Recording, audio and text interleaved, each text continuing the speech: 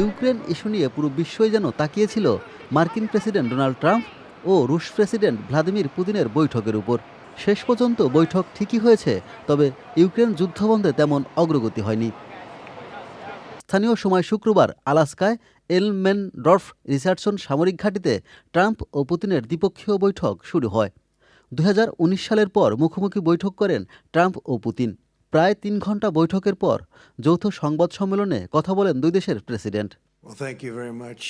মার্কিন president Trump বলেন, Ukraine ইস্যুতে এখনও মতবিরোধের কিছু বিষয় রয়েছে এবং একটি চুক্তি না হওয়া পর্যন্ত আর কোনো চুক্তি হবে না। তিনি বলেন, অনেক বিষয়ে একমত হয়েছি, কিন্তু কয়েকটি এখনও রয়ে গেছে। ট্রাম্প আরও বলেন, পরবর্তী আলোচনার জন্য ইউক্রেনের প্রেসিডেন্ট ভলোদিমির জেলেনস্কি ও নেটো সদস্যদের ডাকা হবে, কেননা যুদ্ধবিরতি তাদের উপরও নির্ভর করে। Interfered with by the Russia hoax that made it a little bit tougher to deal with, but he understood it. রুশ প্রেসিডেন্ট ভ্লাদিমির পুতিন বলেন, একটি স্থায়ী ও দীর্ঘমেয়াদী সমাধানের জন্য এই সংঘাতের মূল কারণগুলো নিরসন করতে হবে। কিন্তু মূল কারণগুলো বলতে কি বোঝাচ্ছেন সে বিষয়ে বিস্তারিত জানাননি। তবে পরবর্তী বৈঠক মস্কোতে হবে উল্লেখ করে তিনি ট্রাম্পকে স্বাগত জানান।